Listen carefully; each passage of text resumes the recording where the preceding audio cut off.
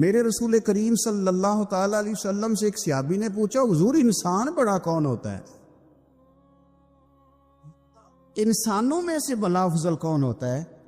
سیاستہ کی حدیث ہے، حضور انسانوں میں سے افضل کون ہوتا ہے؟ انسانوں میں سے تو نبی پاک صلی اللہ علیہ وسلم نے فرمایا جس کا دل سلامت ہو، زبان سچی ہو، وہ انسانوں میں افضل انسان ہوتا ہے۔ زبان کا سچا ہو، دل سلامتی والا ہو۔ صحابی نے ہمارے ساتھ بڑی نیکی کی، پوچھ لیا کہ یا رسول اللہ صلی اللہ علیہ وسلم یہ زبان کی سچائی تو سمجھ میں آتی ہے، دل کی سلامتی کیا ہے؟ تو حضور نے فرمایا دل کی سلامتی یہ ہے کہ دل میں تکبر نہ ہو، دل میں حسد نہ ہو، دل میں کینہ نہ ہو، دل میں عداوت نہ ہو، کدورت نہ ہو، رب کریم کے بندوں کے بارے میں اس کا دل صاف ہو، زبان سچی ہو، وہ انسانوں میں افضل ترین انسان کہ عزیز علیہ ما عنتم، تمہارا مشکل میں پڑنا ان پر گراں گزرتا، تم تکلیف میں ہو تو محبوب کو تکلیف ہوتی، حریص علیکم، تمہاری بھلائی چاہنے میں جلدی فرماتے، وبالمؤمنین رؤوف الرحیم، وہ مومنوں پہ رؤوف بھی ہے اور رحیم بھی ہے۔ نبی کریم صلی اللہ تعالی علیہ وسلم کے قلب اطہر کو اللہ تبارک و تعالی نے وہ نرمی عطا فرمائی، کسی غریب کا، کسی دکھی کا، کسی بیمار کا، کسی کمزور کا، کسی یتیم کا خالی حال ہی محبوب کو معلوم ہو جاتا تو حضور تکلیف میں آ جاتا۔ ہمارے ہاں یہ ہوتا ہے کہ جب کچھ لوگ امیر ہو جاتے ہیں تو ان کی دوستیاں بھی پھر امیر لوگوں سے ہوتی ہیں، زیادہ تر اٹھنا بیٹھنا بھی اپنے منصب کے مطابق لوگوں سے ہوتا ہے، تو بعض اوقات پھر انہیں احساس ہی باقی نہیں رہتا کہ زمانے میں غربت بھی ہے، کمزوری بھی ہے، اور کچھ لوگ دوڑ میں پیچھے بھی رہ گئے۔ پھر یہ بھی ہوتا ہے کہ جب کسی کا سکہ چلنے لگتا ہے تو وہ سمجھتا ہے شاید واقعی میرے اندر کوئی خوبی ہے، کہیں نہ کہیں میں کوئی کمال رکھتا ہوں، اس لیے شاید میں عروج پہ ہوں، حالانکہ یہ اللہ کی حکمت کا تقاضا ہے۔ میرے عزیز، دلوں کی نرمی، دوسروں کے لیے گنجائش، میں کہہ چکا ہوں کہ باوجود کوشش کے بھی بعض اوقات حکمت کا غلبہ ہوتا ہے، اور کچھ لوگ کمزور رہ جاتے ہیں، ان کے لیے نرمی، یعنی حضور علیہ السلام نے فرمایا اگر تم دنیا میں اپنے کسی بھائی کی مشکل میں مدد کرو گے تو اللہ قیامت میں تمہاری مشکلات میں تمہاری مدد فرمائے۔ اچھا، بہت سارے لوگ ایسے ہوتے ہیں جو قدرت رکھتے ہیں، طاقت رکھتے ہیں کسی کی مدد کرنے کی، لیکن ان کا مزاج نہیں بنتا۔ میں چلا گیا کسی دفتر کے اندر، اور جس آدمی کے پاس میں کسی کام کے لیے گیا تو وہ میرا جاننے والا تھا یا تعلق تھا یا رشتہ داری تھی، مجھے وہ اٹھ کے ملا، چائے بھی منگائیے، اور میرے اس نے سارے کام بھی کر دیے ہیں، تو اس نے یہ تعلق نبھایا ہے، اپنی ذمہ داری ادا۔ اگر وہ ذمہ داری ادا کرتا تو سبھی کو اٹھ کے ملتا، سبھی کے لیے چائے منگاتا، سبھی کا کام فوراً کرتا، کیونکہ وہ کہتا میں جس سیٹ پر بیٹھا ہوں اس سیٹ کا تقاضا یہ ہے کہ مجھے ہر آنے والے شخص کے ساتھ ہمدردی کرنی۔ میں نے دیکھا ہے، خاوند سرکاری ملازم تھا، وہ دنیا سے رخصت ہو گیا ہے، اب بیوی عدت میں ہے، بچے چھوٹے ہیں، پینشن لگوانی ہے ان کو، اوئے ہوئے، جس طرح وہ با پردہ عورتیں بیچاری دفاتر کے دھکے کھاتی ہیں، اور جس طرح کر کے انہیں تکلیف کا سامنا کرنا پڑتا ہے، ایک بالکل جائز کام ہے اور ان کا یہ کام ہونا چاہیے، اور یہ وہ حق رکھتی ہیں، ریاست نے اصول بنایا، لیکن ہمارا مزاج نہیں ہوتا، ہم جس سیٹ پر بیٹھے ہوتے ہیں نا۔ میں ایک دفعہ ایک دفتر میں گیا، کوئی کسی کام کے لیے مجھے جانا پڑ گیا، مجھے انہوں نے کہا کہ آپ اس طرح کریں، آپ کا ایک فارم کم ہے تو آپ اس کو اپنے جہاں آپ رہتے ہیں وہاں یونین کونسل سے آپ وہ فارم نکلوا کر کے لائیں. تو میں نے کہا ٹھیک ہے. وہ تھوڑی سی گفتگو ہوئی تو مجھے پہچاننے لگے. کہنے لگے آپ فلاں ہیں؟ میں نے کہا ہاں نام تو میرا یہی. کہنے لگے پھر آپ بیٹھ جائیں. وہیں انہوں نے کمپیوٹر سے ایک کاغذ نکالا, میرے سے سائن لیے اور کہنے لگے آپ جائیے, کام ہو گیا. تو میں نے ان سے کہا کہ میں آپ کا شکریہ تو ضرور ادا کروں گا, پھر ایک خواہش کا بھی اظہار کروں گا. میرے پاس تو سواری الحمدللہ ہے, میں چلا بھی جاتا اور شہر کے لوگ مجھ سے محبت کرتے ہیں, وہ فوری طور پر مجھے نکال بھی دیتے, لیکن اس کا مطلب ہے بڑے کام آپ سیٹ پہ بیٹھے بیٹھے کر سکتے ہیں. لیکن پتہ نہیں کوئی مزاج بن گیا ہے کہ سویرے آئیے گا, پیر کو آئیے گا, کوئی طبیعت کا حصہ بن گیا.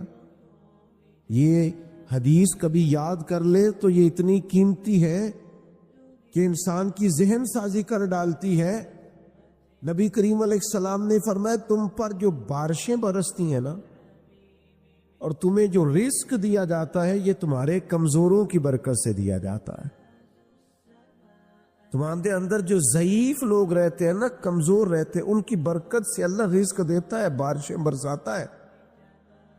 تو یہ جو دروازے پر سوالی آیا ہے یہ تو آپ یوں سمجھ لیجیے کہ یہ تو سبب ہے خدا کی رحمت کا کہ یہ دروازے تک چل کے آیا.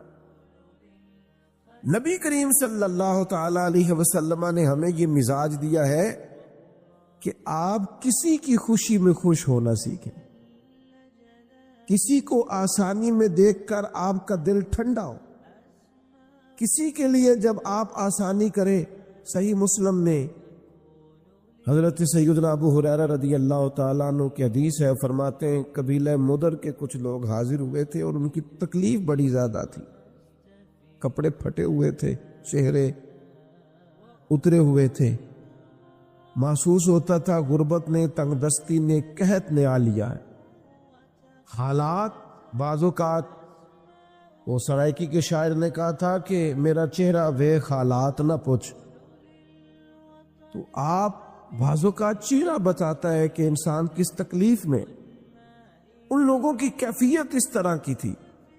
تو شارحین نے لکھا ہے کہ وہ جو سرکار نے فرمایا نا حضرت بلال سے کہ اذان پڑھے فوراً, تو فرماتے ابھی نماز میں وقت تھا, لیکن کریم نے فرمایا کہ اب آپ اذان پڑھ دیں. حضرت بلال حبشی نے اذان دے دی, سرکار نے جماعت کرائی. حضور ان کو دیکھ کر پریشان ہو گئے. ان کی غربت, ان کی پریشانی, ان کی آزمائش.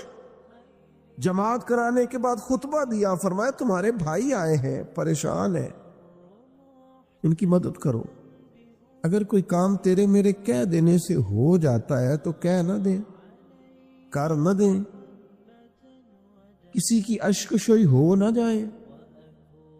کسی کا مطلب ایک فون کال پہ اگر کسی غریب کے کئی پھیرے بچ جاتے ہیں اور کام بالکل جائز ہے تو حرج کیا ہے. نبی کریم علیہ السلام نے خطبہ دیا اور کریم فرمانے لگے تمہارے بھائی پریشان ہے, مدد کرو. کوئی سرکہ لایا, کوئی کھجورے لایا, کوئی ان کے لیے شہد لایا, کوئی ان کے لیے بستر لایا. راوی فرماتے ہیں جیسے جیسے وہ خوش ہو رہے تھے ویسے ویسے رسول کریم کا چہرہ بھی دمکتا جا رہا. ان کی خوشی میں سرکار خوش ہوتے دکھائی دے رہے تھے. یعنی کسی غریب کی غربت دور ہو رہی ہے اور حضور مسکرا رہے. بھوکے کو کھانا مل رہا ہے تو حضور مسکرا رہے. کئی دنوں کا بے چین آدمی چین پا رہا ہے تو سرکار مسکرا رہے. کچھ بھی نہیں بگڑتا, کچھ بھی نہیں. ہم اپنے ذاتی کام کے لیے بڑے طریقے جانتے ہیں.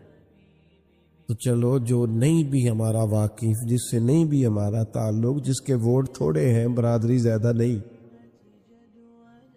جو نہیں بہت ساری جگہوں پہ ہمارے کام آ سکتا, اس کے لیے بھی تھوڑی گنجائش پیدا کر لیں, سینہ کشادہ کر لیں. کسی کو دشواری میں دیکھ کر پریشان ہو جانا اور اس بندے کو آسانی ملنے پر خوش ہونا, یہ تو رسول پاک کا طریقہ ہے. میں دیکھتا ہوں کہ ماحول کے اندر بہت سارے لوگ ہیں جو اپنے چھوٹے چھوٹے مسائل کے لیے پریشان ہیں, دفاتر کے چکر کاٹتے ہیں, لوگوں سے مشورہ کرتے ہیں. صبح فائلیں اپنی بغل میں دبا کے سارا دن گھومتے، رات کو تھک کر لوٹتے اور صبح ایک نئی امید کے ساتھ اٹھتے ہیں کہ اب کہ میرا کام ہوگا کہ ہوگا۔ اور کچھ ایسے ہوتے ہیں ان کے پاس کوئی سفارش نہیں ہوتی، کسی بڑے آدمی کا کارڈ نہیں ہوتا، ان کے پاس کوئی بڑا نام لینے کو نہیں ہوتا، کوئی نہیں جانتا، تو پھر بہت سارے لوگ بھی انہیں پہچاننے سے انکار کر دیتے ہیں۔ لیکن کچھ ایسے ہیں جو جا کے ٹیبل پر کارڈ سجاتے ہیں تو فوراً کہا جاتا ہے اچھا فلاں نے بھیجا ہے، کرسی منگاؤ ذرا۔ تو بھائی کچھ لوگ ایسے بھی ہیں، قبیلہ یاراش کا ایک شخص آیا تھا مکہ مکرمہ میں، اور دن وہ تھے جب قریش بڑی سخت مخالفت کر رہے تھے نبی کریم علیہ السلام۔ ابو جہل ہر وقت کسی نئی شرارت اور نئی سازش کے چکر میں رہتا تھا۔ وہ قبیلہ یاراش کا شخص کہتا میں چھوٹا سا تاجر تھا، گاؤں سے کچھ اونٹ کچھ گھوڑے میں خریدا کرتا، شہروں میں لا کے بیچا کرتا، تو کچھ اونٹ لا کے مکہ مکرمہ میں بیچ دیے، اور میری قسمت دیکھو مجھ سے خرید ابو جہل نے لیے۔ جب کا پیسے تو صبح آنا، صبح گئے تو شام آنا، شام گئے تو صبح آنا، چند دن تو انتظار کی، اب تکلیف بڑھ گئی، پردیسی ہوں، جاننے والا کوئی نہیں۔ لوگوں سے دریافت کیا کہ یار میں اب یہاں آ کے انشاءاللہ پردیسی کوئی بھی نہ تھی وے، کھ جنا تو پارے تو تاڑی مار اڑانا باہو اسی تے اگے ہی اڈن ہارے۔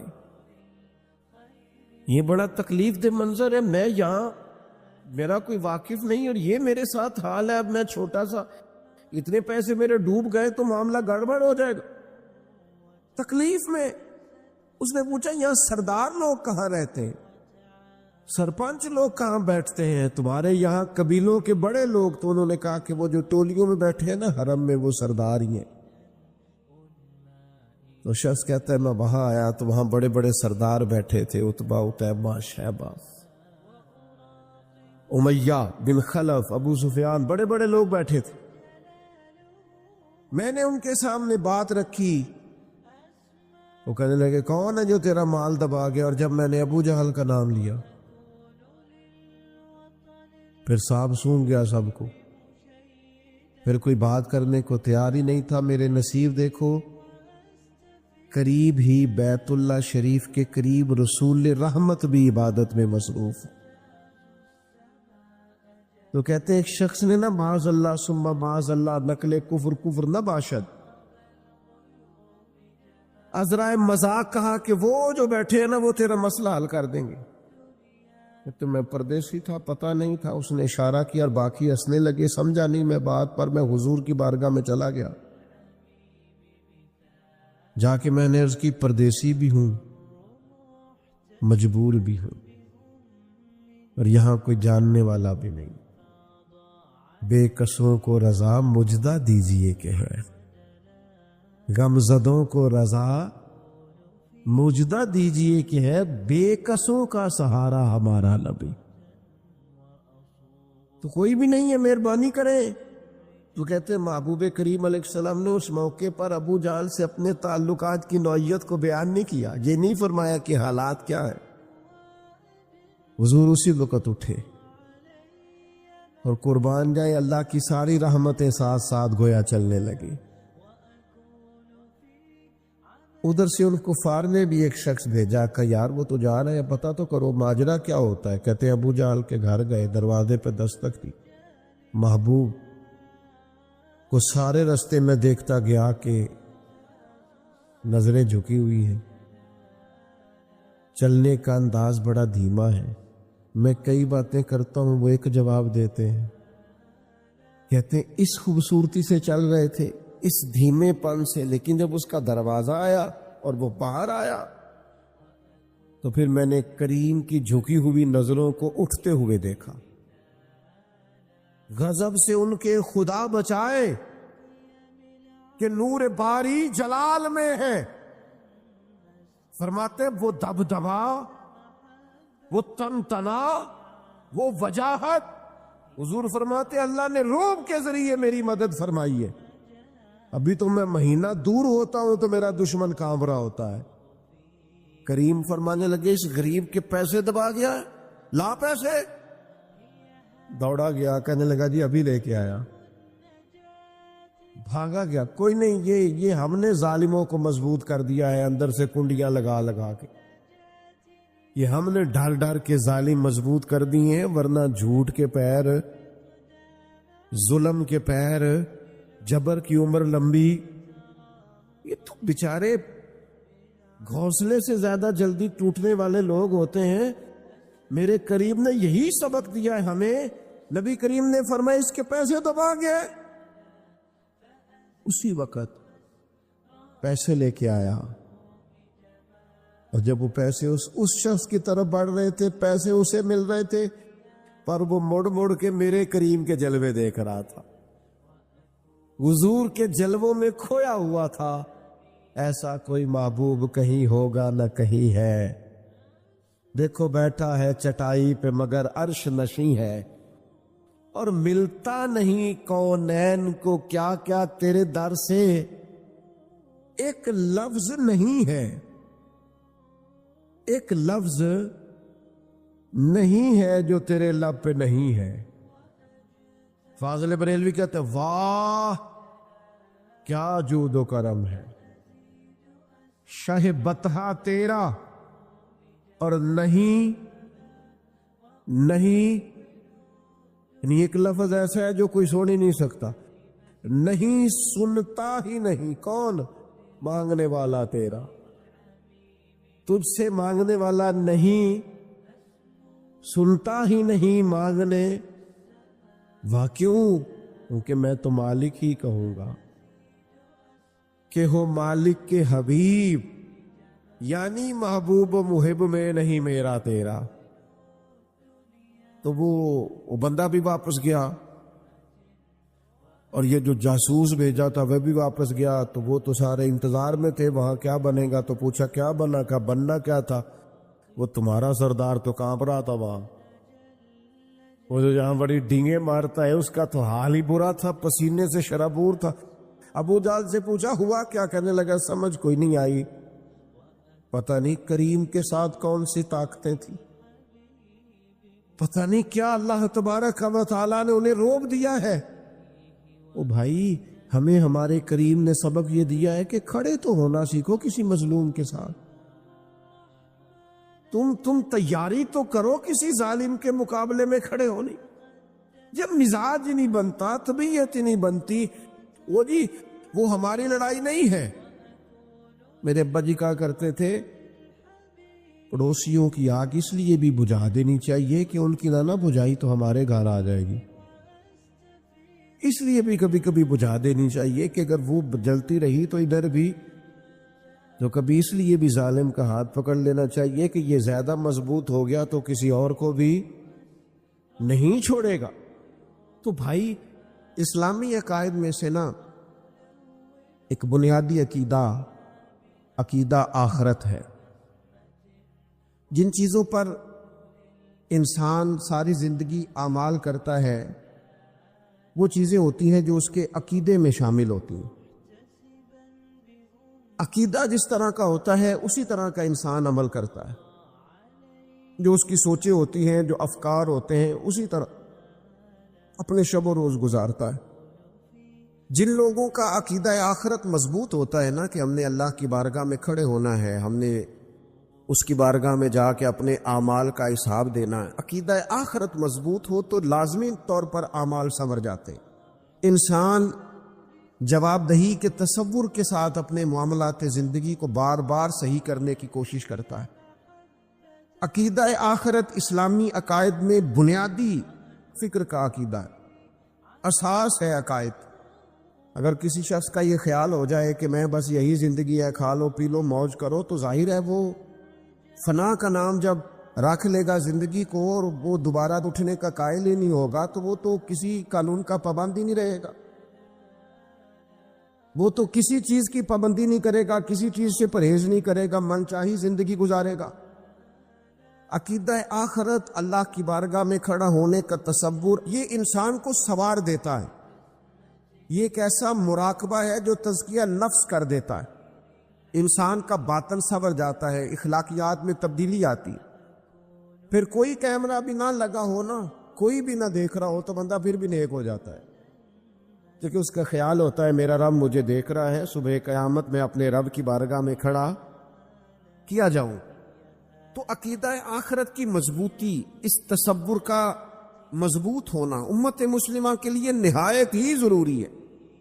آپ دیکھیے قرآن مجید فرقان حمید ہماری توجہ دلاتا ہے، اور سورۃ القیامہ کے اندر اللہ کریم نے ارشاد فرمایا ایحسب الانسان، کیا آدمی اس گھمنڈ میں ہے، کیا انسان کا یہ خیال ہے ان یترک سدی، کہ اسے آزاد چھوڑ دیا جائے گا، اس سے پوچھا نہیں جائے گا. کیا انسان یہ سمجھتا ہے اس سے کوئی سوال؟ ایحسب الانسان، کیا انسان اس گمان میں ہے، اس گمانڈ میں ہے ان یترک سدی، اسے آزاد چھوڑ دیا جائے گا، کوئی پوچھنے والا نہیں ہوگا.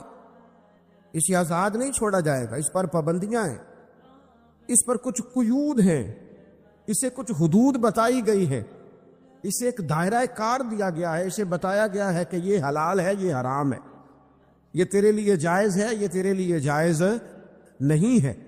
اس چیز کی حد تک تو آگے بڑھ سکتا ہے، یہاں سے اس لائن کو تو کراس نہیں کر سکتا. اس پر پابندیاں ہیں، ان پابندیوں کے بیچ رہ کے وہ زندگی گزارے گا. اور یہ بھی یاد رکھے، یہ آیت ایک دوسرا معنی یہ دیتی ہے کہ یہ مت سمجھے کہ صبح قیامت اسے چھوڑ دیا جائے گا، اس سے پوچھا جائے گا، اس سے سوال کیا جائے گا.